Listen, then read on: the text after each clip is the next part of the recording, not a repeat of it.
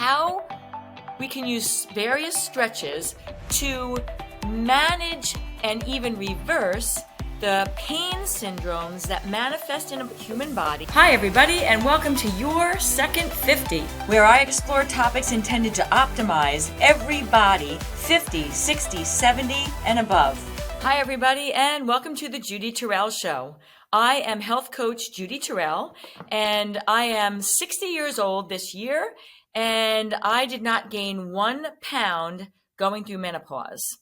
I have just finished my 11th Ironman triathlon, and I am diagnosed with severe osteoarthritic triple compartment knees, both of them. My goal in doing this series and in working with all the people I come in contact with is to make sure that you are living in the most optimal body, mind, and spirit vehicle that you can live in when in your second 50 years, and make them even better than your first 50 years in some ways, in many ways.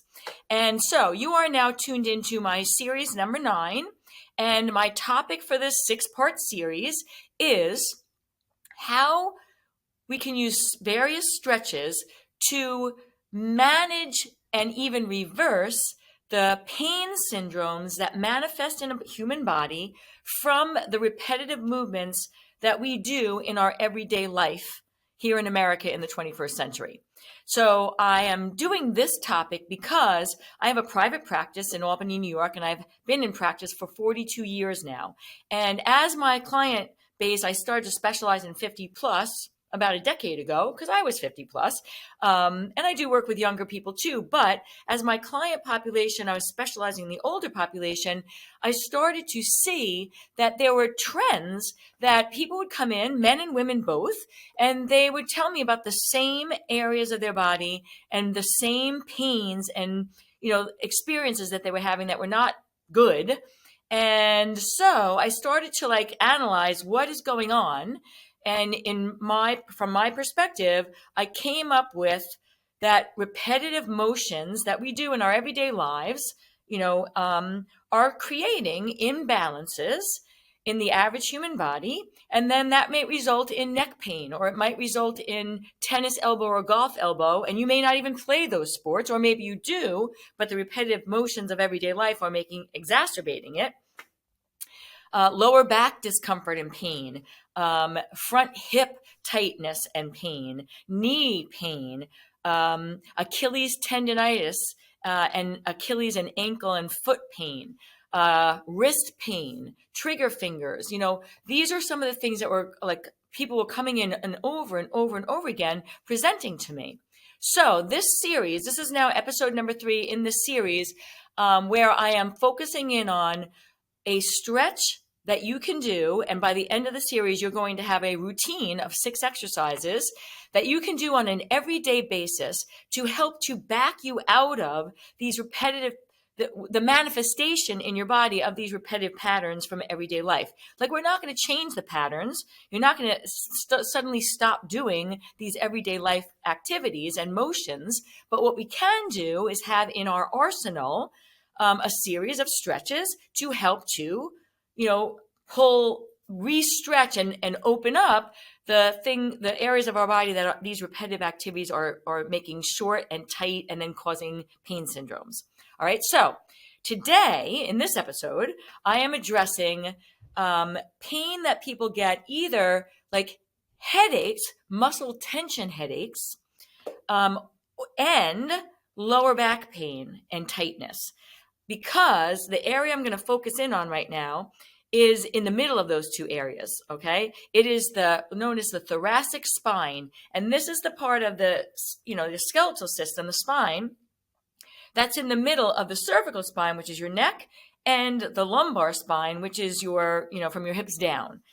In the middle there, in the upper part, like the shoulder blade area, is what's known as the thoracic spine. And what happens is, because of everyday life activities where we sit in slumped positions, or we're at our computers forward tilted, which was my second episode, and what to do about that, and a variety of other positions that cause the thoracic spine, the muscles that are over that, the rhomboids, which are the muscles between your shoulder blades, and the lats, that are the muscles that kind of cover over and on the sides of your upper back, they get tight from not moving. Because what will happen is we have these repetitive motions or positions that we stay in, and then what happens is we just stop moving from that middle back area. If we go to turn, we don't twist from the upper back. We don't even twist at all. We actually turn our whole body,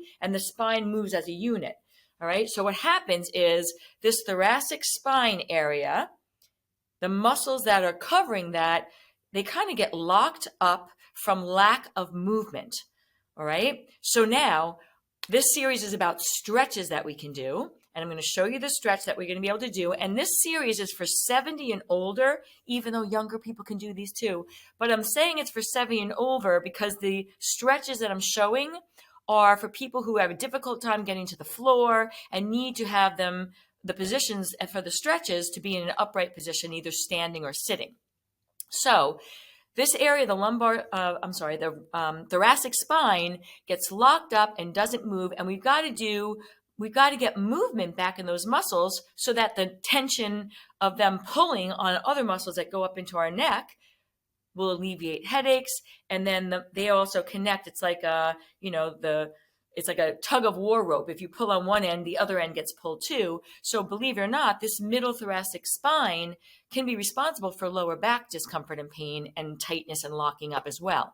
So we have to do movement for that area. And it's what I call, and what is known as, dynamic stretching, as opposed to static stretching. Static stretching is when you take the muscles and you stretch them out and then you hold them in an extended stretch position. But what I recognized in my 70 plus population is that when I would go to do that with 70-year-olds and older, we get in the position and then the muscles are kind of traumatized by that because they've not been taken to that degree of stretch in such a long time that it actually resulted in spasming. So to avoid that, we are going to do dynamic stretches in this series. And basically what that means is that you're expanding and then contracting, expanding and contracting, expanding and contracting. And each time you expand, because it's almost like an internal massage, these muscles are more receptive to the stretch without going into a seizure. All right. So for this dynamic stretch area, the dynamic stretch I'm giving you for this thoracic spine area, we're going to you need a wall. I'm using a door right here because my walls have stuff around on them, exercise equipment and so on and so forth. So I'm going to use my door. And what you do is you're going to come to the door and you're going to put your hands against the door. Now, if you've got tight wrists and forearms, that may cause discomfort. So then you're going to do 2/5. All right. So the position of the hands is not the most important. What's going to happen here is we're targeting the middle of the shoulder blades, which if in a lot of cases when I say to somebody, can you move in that area, I get things like this. Because that area is so locked up, people can't isolate that muscle group. So you have to think in your mind of the shoulder blades, and then you have to think about like elevator doors closing and then elevator doors opening. Your elbows don't bend. It's kind of like a collapsing. The chest is going to come forward to the door, and you want to feel like your shoulder blades, elevator's door closes, elevator doors open. All right. And for this series, I have you doing 15 reps per set of all the exercises. This is exercise number 3. And so it's collapse and expand. 1, dynamic stretching. 2, isolate just those shoulder blades. 3, close the elevator door, open the elevator door. 4, close the elevator door, open the elevator door. 5, and this is 6. Be mindful of not bending the elbows. 7, because what will happen is you start to do this and you're not really doing the exercise. And this is 9, collapse, and 10. So it's shorten the muscles and then open the muscles. Shorten the muscles and open the muscles. This is 13, and then open. 14, and then open. Rhythmic movement, and 15. All right. Now, for many of you, that is almost like foreign. And what I have noticed when I teach this individually is that it may take you a couple days of trying to practice this to even get those muscles to be able to move even just a little bit without compensating by bending the elbows or moving your chest forward and back, but without actually moving having the shoulder blades open and close.